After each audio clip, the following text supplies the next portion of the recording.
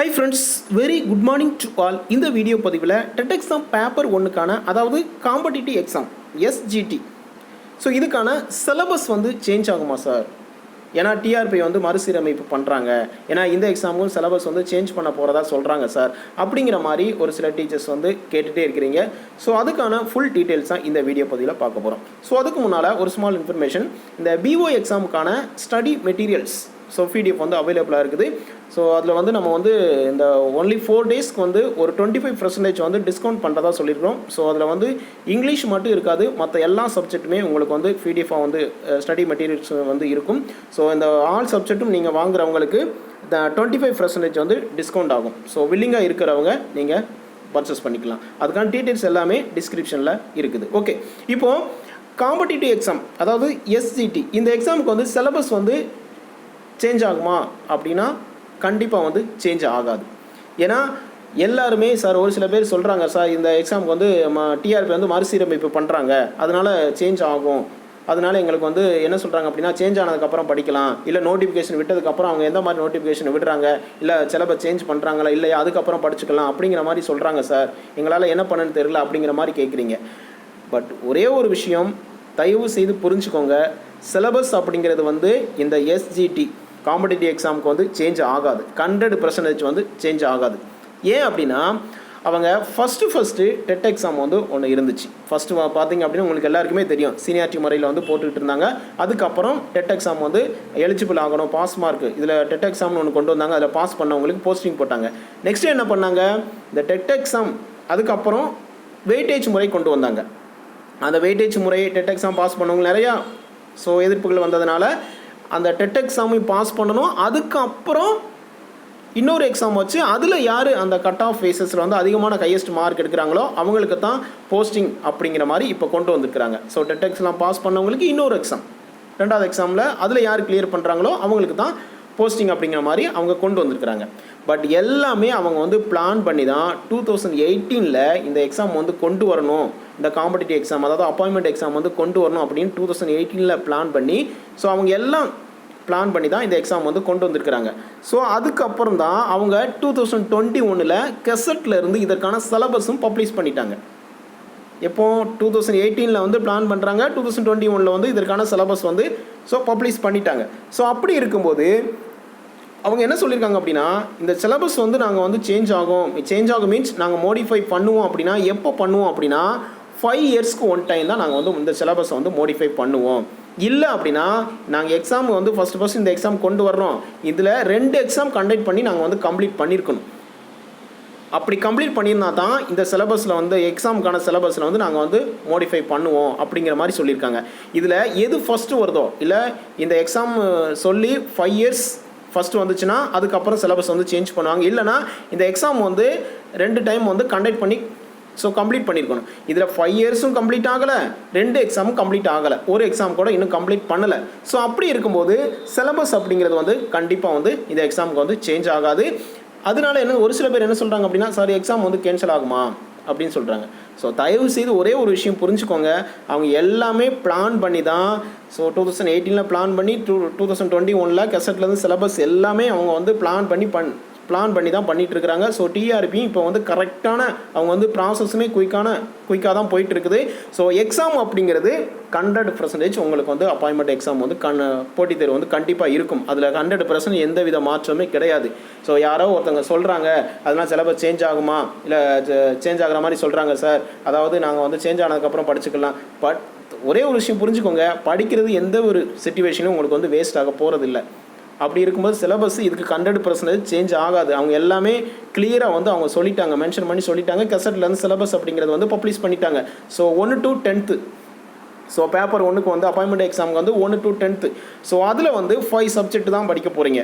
So Tamil, English, maths, science, social science, இந்த 5 ஒவ்வொரு சப்ஜெக்ட்லேயும் 30 questions, total number of questions வந்து 150 கொஸ்டின்ஸ் இருக்க போகுது. ஸோ இதில் நீங்கள் நல்ல ஃபோக்கஸ் பண்ணி படிச்சிங்க அப்படின்னா ஈஸியாக வந்து மார்க் அப்படிங்கிறது வந்து ஸ்கோர் பண்ணிடலாம். ஸோ இது உங்களோட லைஃப், இது நீங்கள் தான் டிசைட் பண்ணணும். யாரோ ஒருத்தங்க சொல்கிறாங்க சிலபஸ் மாறப்போகுது, மாறினதுக்கப்புறம் படிக்கலாம், நோட்டிஃபிகேஷன் வந்ததுக்கப்புறம் படிக்கலாம் அப்படின்னு நீங்கள் தயவு செய்து இந்த மாதிரி ஒரு நெகட்டிவ் தாட்டில் வந்து இருக்காதீங்க. இது உங்களோட லைஃப். ஏன்னா 2013க்கு அப்புறம் எந்தவித போஸ்டிங்குமே இப்போ வர போடலை. ஸோ அப்போ தான் ஒரு பல்கான போஸ்டிங் அப்படிங்கிறது வந்து போட்டாங்க. ஸோ எப்போ வந்து காம்படிட்டிவ் எக்ஸாம் வந்து இருக்குன்னு சொன்னாங்களோ அந்த 2013ல் மிஸ் பண்ணவங்க இப்போ வர அதில் ஹார்ட் ஒர்க் பண்ணி நல்லா ஃபோக்கஸ் பண்ணி படிச்சுட்டு இருக்கிறாங்க.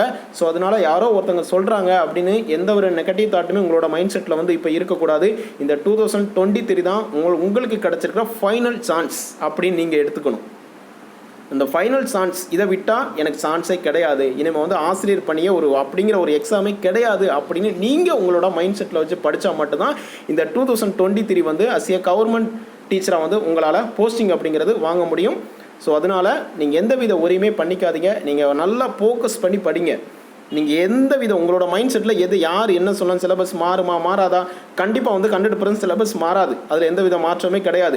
எக்ஸாமும் 100% இருக்க தான் போகுது, அதில் எந்தவித மாற்றமே கிடையாது. ஸோ அப்படி இருக்கும்போது நீங்கள் எதுக்கு நெகட்டிவ் தாட்டில் இருக்கீங்க அப்படிங்கிறது தெரியலை. ஸோ இனிமேல் இப்போ வர இருந்தாலும் ஸோ இனிமேல் அப்படி இருக்காதீங்க. இது உங்களோட லைஃப், இது நீங்கள் தான் டிசைட் பண்ணணும். ஸோ கண்டிப்பாக நீங்கள் வந்து நல்லா ஃபோக்கஸ் பண்ணி படிங்க. ஸோ நோட்டிஃபிகேஷன் வந்துருச்சு அப்படின்னா அதுக்கப்புறம் படிச்சுக்கலாம் அப்படின்னா அதுக்கப்புறம் உங்களுக்கு டைம் இருக்காது. ஸோ நோட்டிஃபிகேஷன் வந்துருச்சு அப்படின்னா நீங்கள் வந்து எதை படிக்கனே தெரியாது, ஏன்னா டைம் இருக்காது, டைம் எப்படி போகுதுன்னே தெரியாது. நீங்கள் நோட்டிஃபிகேஷன் முன்னால் நீங்கள் எந்த அளவுக்கு நீங்கள் படித்து வந்து ஓரளவு வந்து கவர் பண்ணி வச்சுருக்கீங்களோ அதுதான் உங்களோட போஸ்டிங் அப்படிங்கிறது வந்து கன்ஃபார்ம் ஆகிறதுக்கான மார்க் ஸ்கோர் பண்ணுறதுக்கான ஒரு பார்ட்டாக இருக்கும். ஏன்னா அதுக்கு நோட்டிஃபிகேஷன் வந்ததுக்கப்புறம் கொஞ்சம் கவர் பண்ணிவிட்டு ஃபைனல் ரிவிஷன் பண்ணுறதுக்கு யூஸ்ஃபுல்லாக இருக்கும். ஸோ எந்த அளவுக்கு நீங்கள் வந்து model questions paper, previous year question paper நீங்கள் வந்து ஒர்க் அவுட் பண்ணி பார்க்குறீங்களோ அதுதான் உங்களோட மார்க் ஸ்கோர் பண்ணுறதுக்கு ஒரு நல்ல பார்ட்டாக இருக்கும். நம்ம ஆல்ரெடி சொன்னது தான். ஸோ எந்த ஒரு சிச்சுவேஷன்லேயும் நீங்கள் உங்களோட ஸ்டடீஸை வந்து நீங்கள் வந்து டிலே பண்ணாதீங்க, ஸ்டாப் பண்ணாதீங்க. ஸோ அப்படி ஸ்டாப் பண்ணிங்க அப்படின்னா ஸோ அந்த ஆசிரியர் பணி அப்படிங்கிறது வந்து ஸோ கண்டிப்பாக உங்களுக்கு கிடைக்கணும் அப்படின்னா நீங்கள் தயவு செய்து ஸ்டாப் பண்ணாதீங்க. யாரோ ஒருத்தவங்க சொல்கிறாங்க அப்படிங்கிறத நினச்சி நீங்கள் ஸ்டாப் பண்ணாதீங்க.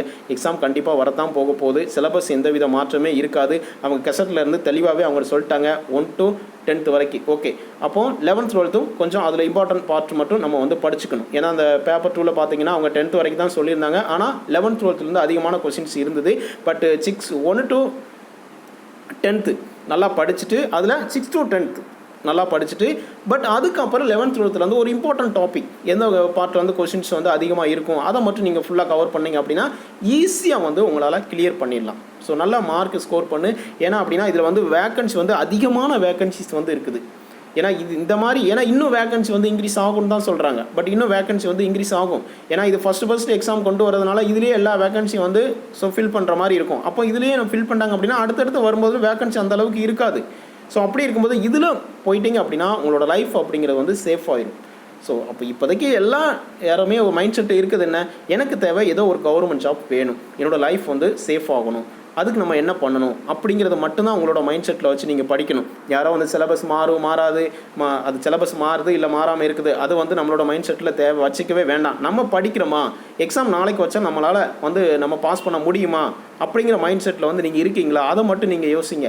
யார் என்ன வேணாம்னு சொல்லிட்டோம், அது நெகட்டிவ் தாட் யார் சொன்னாலும் நீங்கள் வந்து அதை காதில் வாங்கிக்காதீங்க. அப்படி சொல்ல நம்மளோட மைண்ட் செட்டில் என்ன ஆகணும், இன்னும் வந்து அதிகமாக படிக்கணும், நம்ம வந்து கண்டிப்பாக போஸ்டிங் வாங்கணும், அவங்க யார் அப்படி சொன்னாங்களோ அவங்களுக்கு முன்னால் நம்ம வந்து போஸ்டிங் காட்டி வாங்கணும், கண்டிப்பாக வந்து போஸ்டிங் வாங்கணும். அப்படி இந்த 2023 நான் வந்து எல்லாருமே ஒரு கவர்மெண்ட் எம்ப்ளாயாக டீச்சராக பட் நீங்கள் என்னவா ஆசைப்பட்றீங்களோ அது கண்டிப்பாக நடக்கணும், அது கண்டிப்பாக வாங்கியே ஆகணும் அப்படிங்கிற ஒரு கான்ஃபிடென்ட்டோடு நீங்கள் படிங்க, ஈஸியாக வந்து கிளியர் பண்ணிடலாம். ஸோ அதனால் எந்தவித ஒரியுமே பண்ணிக்காதீங்க.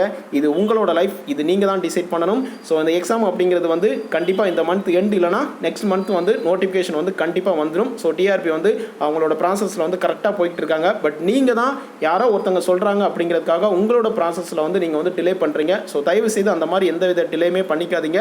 உங்களோட ப்ரிப்பரேஷனில் நீங்கள் நல்லா ஃபோக்கஸ் பண்ணி படிங்க, ஈஸியாக வந்து இந்த எக்ஸாம் வந்து கிளியர் பண்ணிடலாம். ஸோ அதுக்கு வியாஸ் அகாடமி சார்பாக வாழ்த்துக்களை தெரிவிச்சுக்கிறோம். Okay friends, thank you.